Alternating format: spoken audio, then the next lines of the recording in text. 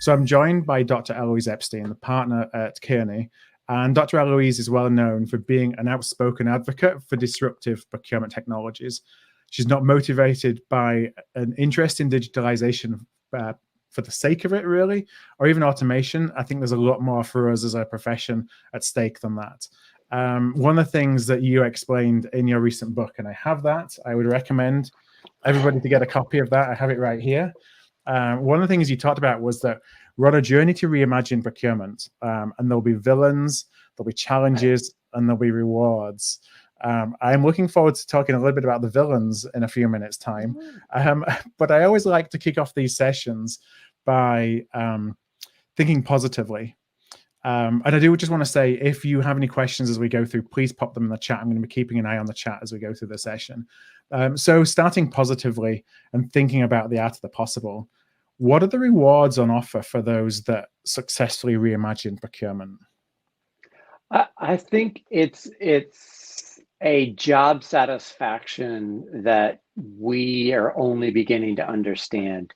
And I'll say it a little bit, I know that was a bit oblique, but what I want to say is so often, and those of us that have been in this profession for a couple of decades have seen procurement sort of emerge out of nothing and become something, but that something was order takers to the business, subservient to the business. And that reimagined procurement for me is we are the business. You cannot, if we've learned anything from the pandemic, it's that we are as critical to business operations as anything else, especially when you think about a manufacturing plant being unable to operate because they can't get PPE, hand sanitizer, janitorial supplies, or just even raw materials. The raw materials is obvious, but we are critical to the business. And so it's no longer asking for a seat at the table, it's demanding that. And when we do that, we actually have this reimagined procurement is really being proactive in trying to achieve each enterprise's corporate goals. I mean, board level goals are being achieved by procurement, and we see that especially in ESG, but now in risk ever more. So to me, that's exciting. Right. And none of that is cost savings. It's none of that is as they like to say, beating the supplier or turning them upside down, shake a few nickels out. That is inspirational to me. That's really interesting that you talked about the things that are truly impacting the decisions at the board level and not cost savings related. And it's interesting. I had a conversation with a chief strategy officer a couple of weeks ago of an organization who was talking to his procurement team about the role that they can play in the strategy of their business. And it was growth and innovation. And yes, there can be a path from savings that will drive into certain R&D budgets or that will enable certain things, but they're not going to bed and not sleeping because they're not getting enough cost savings. It's because they're not driving enough growth, and that's a completely different mindset. Right, and think about where innovation comes from. When I say the word innovation, we all think of somewhere down the hall, there's a little lab and there's some folks in lab coats like cooking up beakers of things or coding away. That's not where innovation happens. Innovation happens through third parties. And who is well positioned to deal with third party management? Procurement. That's what we do, whether it's in service to cost savings, which increasingly less and less so, but it's also in service to innovation. And who better to work with entities like universities, NGOs, startups, fill in the blank. We know the difference. And let me give you I love this example, it's in the book. But we talk about doing innovation and working with startups, and we show up to do supplier onboarding, and here's a 60-page legal document that, like, no startup has that capacity, or if they do, it's going to be a huge burden for them. So how do we streamline without knowing what they're signing? Right, exactly. Or they'll just go on and go somewhere else. And when we talk about customer of choice, like, that's what we're talking about. So who better than us to at least facilitate that? Yeah, the R&D capability, even for the biggest organizations, and I've worked in some of the global pharmas on the practitioner side, even some of those organizations that have the biggest R&D budgets on the planet pales into insignificance compared to the R&D capability of the supply base for the universities that you talked about. It's exponential, the work that's going into R&D externally than it ever is internally, even when you've got huge internal budgets. And I 100% agree. And think about anything in the ESG space not coming from within the four walls, anything in risk not coming from the solutioning, not coming from within the four walls, and all things digital. Guess what? That's not coming from your IT group, no matter how good they are. Yeah. So let's talk a little bit as we're thinking about that future and kind of the inspiration. What's the role of technology going to be in this new procurement? It's everything. And that's why I'm so direct, if you will, or poking the hornet's nest on digital, because digital is everything going forward. It is consumed our lives, and whether in our consumer lives, and yet our corporate lives still are several generations behind. And it's not just procurement. I mean, think about HR systems. They're still rooted back in the 80s, if not 90s. But our procurement systems and our supply chain systems completely just way, way behind. But digital is everything, because think about our shopping experience on Amazon, and I'm not suggesting that it's the same in the corporate, but Amazon has this intelligence that gets us to buy things we didn't know we wanted. Facebook gets us addicted, or TikTok gets us addicted to videos, YouTube, to consuming content, Netflix, on and on and on. You can go through all the tech companies, and they have unlocked this intelligence to use it against us. And it, depending on your perspective, and they control our behavior, whether we like it or not. Somebody's controlling our behavior, and it's not our own free will. So why is that technology not in the corporate environment? And it's not. I mean, across the board, it is not. You know, it might be going down a rabbit hole, but it's interesting, as you say, that that's what's happening with technology. It's also changing the way that our stakeholders buy. And so they have this barrage of folks who are very specialized and targeted in using technology from a sales and a marketing domain that help them on their buying journey, which we don't necessarily even understand as procurement, never mind come to terms with, of how we counter that. And it's making it harder and harder for us to actually help them engage in a procurement process, whatever a procurement process may be, because they're already sold on a decision, because they've been attacked by all this technology and smart technology to buy it. Exactly. And that makes, and at the risk of continuing down the rabbit hole, if you think about the last 20 years, or at least 15, from 2000 to 2015, all VC money, not all, but vast sums of venture capital went into the sell side. So Salesforce.com is at the center of it, and this huge mushroom cloud around Salesforce. Well, that kind of played itself out. And now all of a sudden, Silicon Valley and venture capital is like, hey, let's look at the buy side now. And so like that just fire hose of money is going to procurement and supply chain systems, only exacerbated by the pandemic and the trade wars and all that. It's like, oh my God, there's a ton of money to be made there. And so that's what's happening. We see this huge push into that. And so in some ways that's exciting. And at the same time, it allows us to counter that sell side dynamic that you just talked about. It's like a battle of the technologies. But the interesting thing is that a lot of the technologies that we talk about in procurement as being new to being new to procurement, have been around for 10, 15 years on the sales and the marketing side. They've just got new use cases. Exactly. And for those that are familiar with my spider chart, or you read my book, like the architecture that I proposed, I didn't come up with that. I mean, there's nothing worse than consultants trying to imagine something, because we're terrible at that. I basically looked at Salesforce and said, the Salesforce architecture needs to come to procurement. That's all I did. And all of a sudden, it turns out that, like, oh yeah, that's exactly what happened. I sort of made a bet on that, and it's not a surprise. And you find that's the direction, like, because what happened, right? All the venture capital went to the buy side, Mm-hmm. and now you're starting to get the platform maturity that you see on the sell side. Mark, I'm going to come to your question in a few moments, but I want to actually talk a little bit about. We've talked inspiration, bringing it back to where we are today. And you wrote in the book, we have a sea of mediocrity all following the same path. What path is that?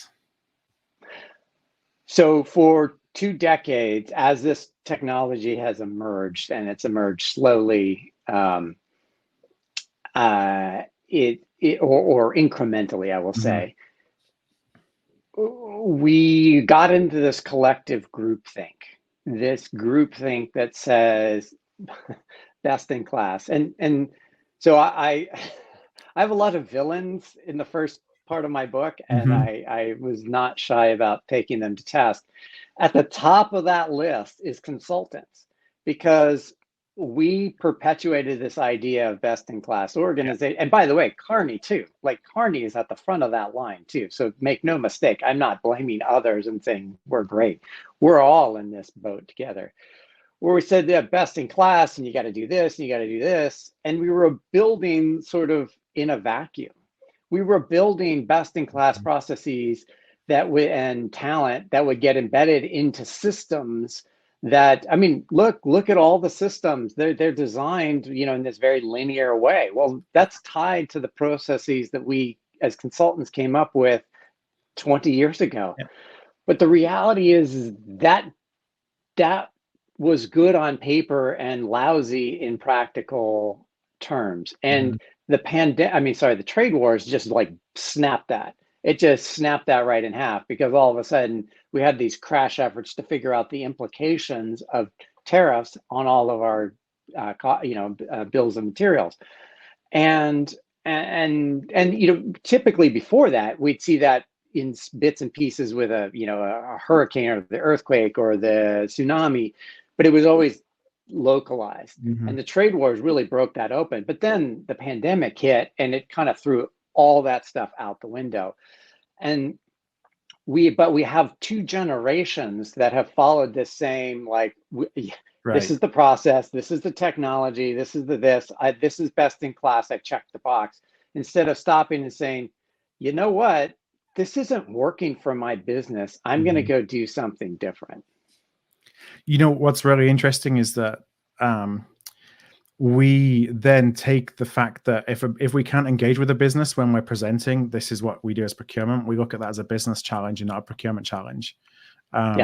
When, I look at how, maybe those early processes were valuable in terms of professionalizing in some way, shape or form procurement. Because I remember, the processes and the category management boxes and all those things, and implementing them for the first time 20 years ago. And it was valuable because it was something where nothing existed.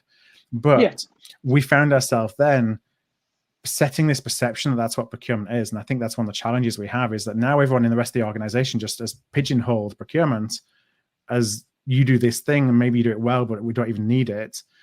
And it's on us to change the perception of what we can do. Absolutely. And let me double down on your comment, because I agree. Well, there was nothing and there was something. But what happened is we designed these organizations, and then, and I had a front row seat to this. I saw this from a unique perspective. Here's your organization, put in all these processes, fine.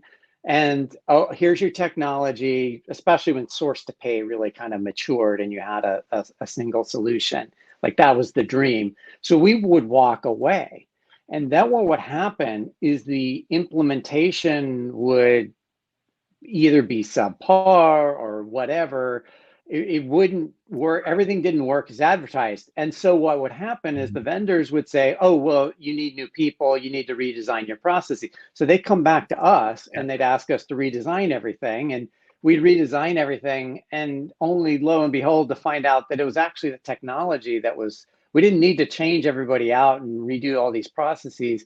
We actually needed better technology. And that was my aha moment in 2017. It's like, oh my God, this is a complete farce. This is a sham. We are, as consultants, perpetuating this myth. And we don't do a lot of SI work, but we were just like letting it, giving it tacit sort of like, sure. We were tacitly involved. And it's like, we got to stop this. And in this era where, I mean, look at what I can do with my phone. I can do amazing things with my phone. My phone is everything in my life. And yet we are building systems. We can't even onboard a supplier. We can't even tell what the risk is. We can't even parent that supplier properly to understand the intelligence. Like the gap was just enormous. So I got really, just to put a fine point on this, I got really frustrated and angry, and ultimately I'm an angry writer. So that's why there are, in the first part of the book, a lot of villains, because if you look at it, everybody has a stake in perpetuating the status quo, and that's not going to get us to the next generation. No, and just to say something that you did on Best in Class, I've always had a difficulty with this notion as well. I think I did the first podcast I did on this back in 2016 when I first started, because we're pushing people to go towards this vision of what best in class is, but it's best in whose class. And every organization needs something different from a procurement organization. And sorry, go ahead. Well, no, and all industries are different. Like you can't, like these industry categories, like look at all the major pharma companies. They're completely different enterprises when you look at them. And so the idea that you would group them all, much less let's say the pharma manufacturers and the healthcare providers and like you can't group everybody in these broad categories under quote unquote healthcare. Everybody is unique to some degree. Sorry. You can't kind of have this cookie cutter approach, which is what we did, and then again we blame the business when it didn't work. Right. So what to do about this? For a start, from a leadership perspective, what's your perspective on the leadership that we need as a profession to help us move away from kind of this past and actually drive to a future that is a lot more provides a lot more opportunity, has a lot more impact, but is also taking advantage of all these technologies around us? Yeah, I think we're seeing a leadership change, and I write about this, and you see it with Cyril at the event, the BT and others. We're seeing a generational change, and so Cyril. What is in particular about him is he came through, like you, like me. We all started at about the same time. Yeah, and he followed those best in class processes. He deployed early versions of source to pay, or was a category manager in those times. He ran reverse auctions back when that was a thing, or a big thing. And so he's coming into his leadership with all that experience. He didn't come from a different discipline and sort of like learning procurement. And so he's not having that nonsense. And I use him as an example because he's representative of others. There's a small but growing number of new procurement leaders that are or procurement leadership, I should say, that are charting their own path, and it's very digitally driven, and they're not afraid of the technology. When I talk to a lot of CPOs, I can tell very quickly. I can tell within the first 5 minutes whether or not they're scared of technology or not. And if they're scared, that's okay, but they're not going to become digital. You're not going to become digital by fearing the technology. And I'll say this 1,000 times: there's no magic button in technology.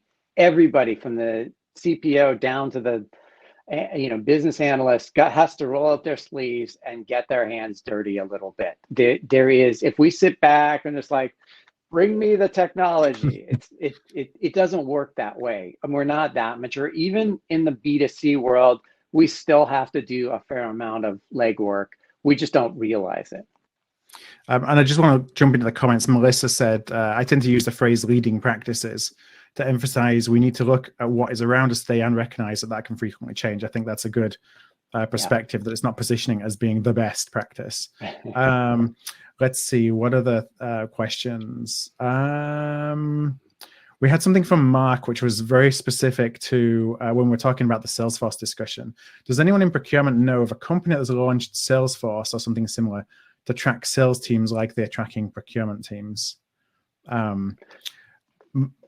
Mark, is that, I'm trying to understand the question. So does that make sense to you, Eloise? So if not, Mark, please feel free to give us some additional color. Yeah, I think I need just a bit more context on that. A little bit more context, if that's okay. Let's see what else. I want to talk, you just talking always about everyone is responsible ultimately for technology, and it's not just to sit back and wait for technology to weave its magic. Can you talk a little bit about digital literacy and the challenge of digital, the challenge ultimately for procurement, not necessarily being a technology challenge, but a human challenge? Okay, and I should note that this will be a topic in my next book. I'm already at work on my next book, and digital literacy is one of the key parts of that. And I would argue, like, again, look at your everybody's smartphone. How many apps do you have on there? Do you even know? Does it even matter? We have developed a digital literacy that goes beyond what we think about, and and I love to make this point, is you don't learn digital from an LMS system or a learning management system. That's not digital. You Right. learn digital by doing. It's something you do, not something you learn. And when we talk about, this is the other piece, part of digital is data. Part of it's analytics. Part of it is being comfortable with using tools and having these discussions. And I love, I'm always bemused when people, data and analytics, it's all I hear. And we, analytics this and analytics that, or big data this, or AI that, or machine learning this. There is a colossal lack of maturity in understanding what data is and how to manipulate it. And if we throw these terms around so ridiculously, because when we start to actually ask, what is data? That's data is all around it. Data is in every room we're sitting in. It's not just zeros and ones, or it's not numbers in a spreadsheet. It's gender, it's identity, it's race, it's where we live, it's demographics, it's all of this stuff. And when you start to think about data as what it is, then you actually become almost obsessed with it, and you develop this love of data. And part and parcel to that is this intellectual curiosity. We have to be always asking ourselves, do we what data do we need to actually generate the insights we want? And more importantly, what's the question we're asking? Too often we're chasing data without even understanding what the question is we want to answer. Because if we can't even ask the right question, we have no hope of actually doing the right analysis. And then what's the story we're telling around that? And all of that is encompassed in this digital literacy. And maybe digital literacy might not be the complete wrapper, but like all of this there's a comfort that we need to have, a comfort in understanding data, a comfort in doing analysis or understanding the difference between a regression model and some other type of model, and then a comfort in all taking all of that and putting it into systems. When I say API, that should be pretty common. So how much do we get hampered by bad data? Do you think that's still a really, really big challenge as we start to talk about all these things that we can do, and yet maybe even not understanding when it is bad data or still using it anyway? Well, every company, especially large enterprises, has bad data. That's a fact. And I walk in and I challenge CPOs. Usually within the first 7 minutes, I will have poked them in the eye about that, because that's unacceptable. And the fact that you have bad data is just an excuse at this point. Now, I know that there's you can be on the path to fixing your data. That's fine. But to just say, I have bad data, like, yeah, I know we all have bad data. Let's fix it. Let's get ahead of that. And I forgot your question already because I got on my No soapbox. problem. It's like, how do you even think about, like, Oh, you have your bad data, is that being prohibitive in terms of us moving forward? yeah, I think it's an excuse. It's clearly a derailer for me, but also this understanding of the data. We also have to be able to understand that it is bad data and why is it bad. It usually goes bad. You either get it right when you onboard, but then what happens? We're not maintaining it. So there's no data governance. And why not? And why are we not funding that position? Why are we not figuring out how and why? And so we should not be using bad data. I mean, the fact that Excel proliferates through every organization is a testament to the bad data. And that's and you can, this is a great way to partner with IT. And because often we have the tension, and I'm sometimes often the cause of that tension. But this is really a place where IT can help because they understand data management, data governance. That's a large part of their job. So our job is to tell them what we need. And if that doesn't work, or if you look at new innovations, companies like Hicks, Tealbook, Paid, they are picking off that data problem, because we also have to talk about what is data in the procurement context. Yeah. First and foremost, it is supplier data. So all those companies that I just listed, Apex as well, they're all Graphite. They're all attacking the data, the supplier data problem, different ways, different, you all can do your own evaluations, but that's what they're doing over there. Then as it talks about material golden records, item golden records, that's very much inwardly focused and traditional data governance. So between the two, like, those should be at the top of the agenda, and you should be reporting on those every day, because especially on the supplier one, if you don't, that is a huge risk to your company. Right. And that's something that the CPO should own. It's not passing the buck and blaming somebody else for bad data and kind of using it as an excuse again. We need to take ownership of that. Yeah. We have a question from Melissa. Melissa asks, as we were talking about digital literacy, whose role is it to educate and upskill the procurement team, the organization, the procurement team, and I'm going to add in, or the individual, or should this be shared individually? Or should this be shared equally? I think it's a little bit of both, because I think as the leadership needs to set the tone, set the pace, create the space to experiment and engage in this learning. Again, this is not buy a learning management system, right, especially from a consultant. This is about giving the chance to work with some startups to fail. Failing is part of this. We all have, those of us that do technology, have hit the wrong key and blown something up. But guess what? We'll never do that thing again. And so we need to create that space, and we need to hire individuals that are motivated and that are motivated to learn, that say, oh my God, I love all this. I like mapping suppliers through a supply chain. That should be a lot of fun. This should not be onerous to somebody. That actually should be unique and challenging, because when we start, if you have a love of data, what better place than to play than the supply chain? I mean, think about, and there's tons of books and resources out there. I mean, you read the news every day. It's like every supply chain disruption, but underneath that, think about all the data that goes into that disruption and unwinding that. So that has to come from the individual as well. And also, it's just creating opportunities to do this. And so the sort of that small cadre of leadership, of procurement leadership that does this, gets out there with the startups early on and lets their teams experiment.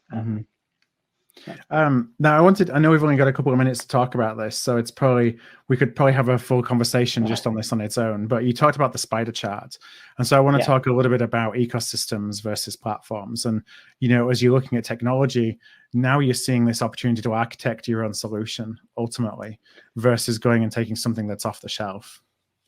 Yeah, and I actually would argue that that's one and the same. What I'm advocating for is a procurement platform.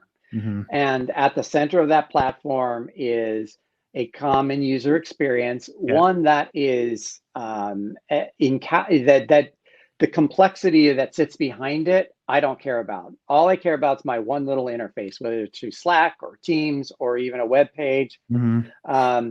But it should be one common user experience, and let the system do the heavy lifting and figuring out that if we're going to go do sourcing with a transportation, use this capability, or if you're going to do like your previous guest, fine tune, like we're going to do security services or pest services, let it go, let the system figure that out. I don't want to have to right, exactly. Yeah. And then and to do that, we have to have a good supplier record, so like that data foundation I was talking about.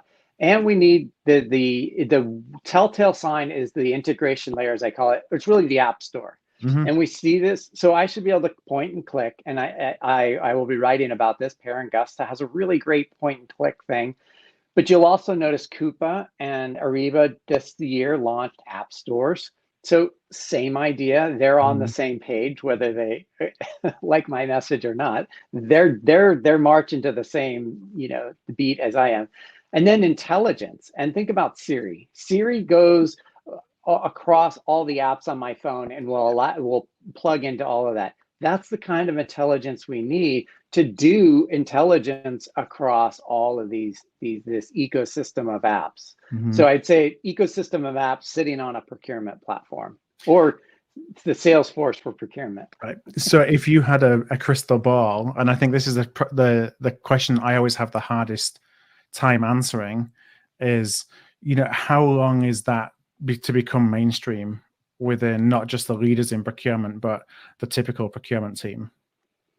I think it'll become mainstream a lot faster than we thought. Because I think I argue that, and I'm going to say this next comment with a question, so take it as a question. But I think at a minimum, a duopoly is emerging. So Ariba and Coupa are already going down this path. Yeah. So they represent a large proportion of the procurement ecosystem, at least in the Fortune 500. So, and I'm not trying to cause a rift. I'm just that's kind of my experience. And so they're gravitating to this naturally. How long they'll get there and to what degree of efficacy, that's to be determined. I can't. But so they're going that way. I think Workday, Salesforce, Amazon, Google, somebody may, or one of these startups may sort of take a hard right and go that way too. Yeah. And then it might accelerate that. But there's entirely too much money and too much need to do this and too much value to be captured to not go this direction. So we've already passed the tipping point. And just to put a fine point on this, I have clients with strong IT groups that have just built that sort of vision themselves. And it took them longer up front, but they are so happy. And they will look at any capability within the procurement value chain, and they'll rip and replace as at will because they've built that core foundation. Yeah. So if the providers don't do it, somebody else will. The procurement organizations are demanding it, or those that are not even in procurement, but the organizations that they work in are demanding it on the buy side as well as what they have on the sell side. Because back to this vision of the future, it's demanded of it. We need to think about all just in 12 months, the ESG moving on the agenda and supplier diversity. Like, we can't sit there and wait 3 years for the next couple generations of tools to get deployed. Like, you got to do this now. Yeah. The agenda is now. We got to decarbonize now. So I know we're coming to time. I do want to just come back to the question that Mark had that I brought up at the beginning when he talked about Salesforce. I think the context was Salesforce on the sales side, helps to track a lot of the sales activity, who they're liaising with, the emails that they're sending, when they should be reaching out and connecting, everything related to how do I build stronger relationships and ultimately help sell something to a buyer. Any word, or do you see anything like that on the buying side where it's like the CRM for buyers and their interaction with either suppliers or with stakeholders? Yeah. So yeah, also you have to remember on the sales side, for those of us that remember, like most deals were like get out on the golf course. Like golf courses became very popular, a few days before the quarter ended, or taking the clients out to dinner. And what was the problem there in Salesforce? Automation in the more traditional sense. I don't mean like literal automation, but in that Salesforce world was just getting some visibility. Like getting some metrics so we could start to track this. And it came down on high pretty viciously on the Salesforces of the world, on the commercial teams to really, because the lack of visibility really hurt the business, and the lack of forecasting. And because sauntering in on the end of the quarter and say, hey, I just sold $10 million of whatever, that was not working. And so it was desperate for that change. The Salesforce function was desperate for that change. In a similar way, ours is not to go get the equivalent, which would be cost savings. Ours is a desperate for information and a desperate for building relationships. And much like you just posed in the question, we are desperate for that information, and sort of back to this data and analytics. We need to understand what the implications are of what's happening today and what's going to happen in the next disruption, because the next major disruption is coming, and the one after that.